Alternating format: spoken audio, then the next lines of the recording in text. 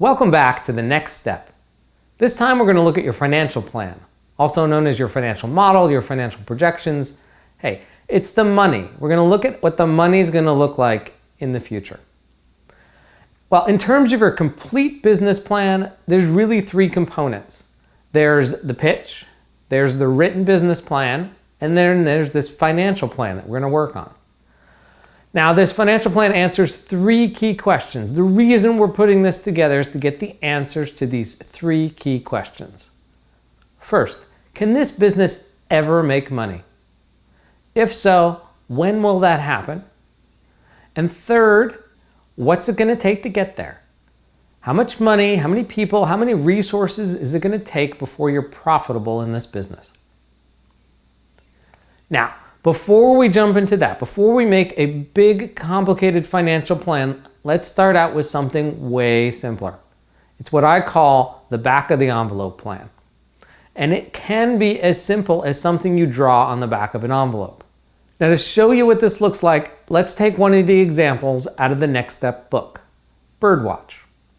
So here's how it goes. We're going to take a year at scale. It's in quotes. At scale means sometime in the future, not the beginning of your journey into entrepreneurship, not the beginning of the company when everything's a struggle, but sometime in the future when it's up and running and working rather well.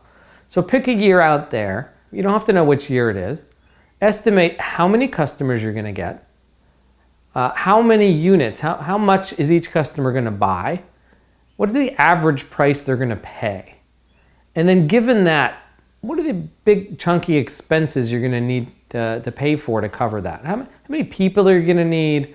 How much space do you, how much real estate, how big is your office going to be? Do you have any other big pieces? You need any equipment and so forth. And so if we look at this for Birdwatch, well, at scale, let's say we're building a company that has 100,000 of these tags sold. If you recall, this company makes little tags that go on songbirds used for research.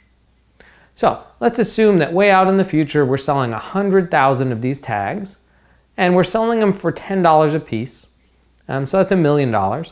And we're going to assume that we can make them at $3 a piece. So there's a $7 profit in here. Or the other way around is to think of it as a $3 cost of goods. So that brings in $700,000 in revenue after paying for all this equipment. All the tags. And we're going to assume that it takes 4 people and some other expenses in here, about $600,000 worth of expenses. And so at scale, this business looks like it has $100,000 in profit. Now, if this is your business, you can choose whether or not that's big enough or not. It's up to you. But in this case, take it as fine. That proves that this company can make money. So then the next thing you do with this is try and figure out what year is that you're talking about. So there's some rules of thumb to help you do this. One rule of thumb is that businesses generally don't grow more than 2 or 3 or 4 or at most 5 times in any given year, right? At scale. Beginning when you're starting at 0, don't worry about that. But you're not going to go from 1,000 units in one year to 100,000 units in the next year. That's too big a leap.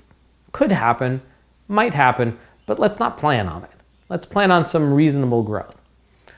So, reasonable way to do this is you put the numbers we just looked at in a column, right? And what we see here is that we've split out all these assumptions into separate rows just to make it nice and easy to work with, right?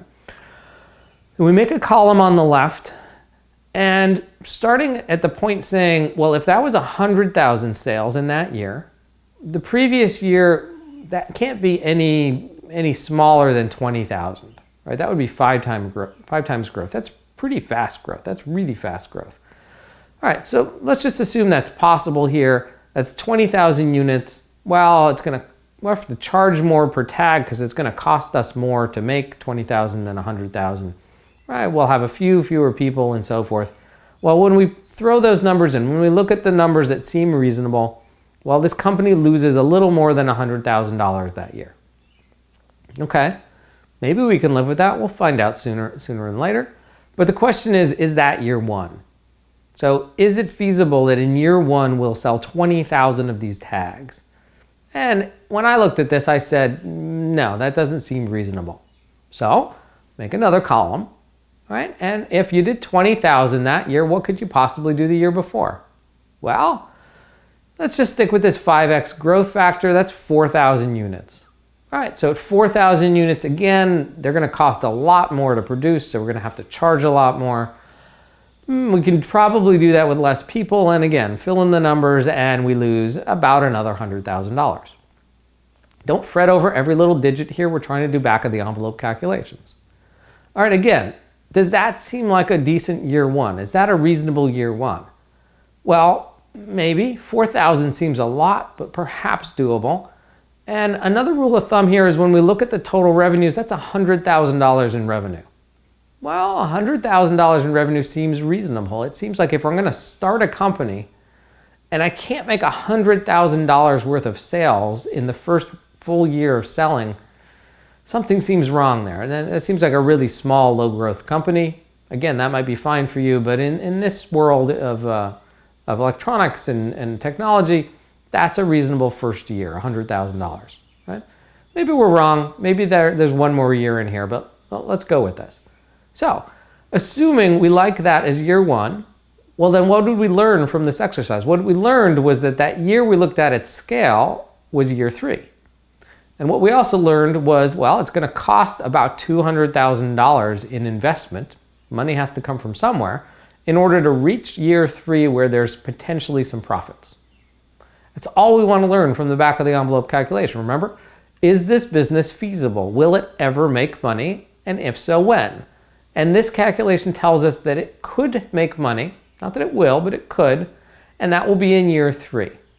And the third question, remember, was what will it take to get there? Well, this calculation is telling us that it's going to take about $200,000 in investment. Now, this is really quick and dirty. This is something you could throw together in a half hour or an hour and feel comfortable that you have some realistic expectations here. But it's enough to prove that, yeah, maybe there's a business here.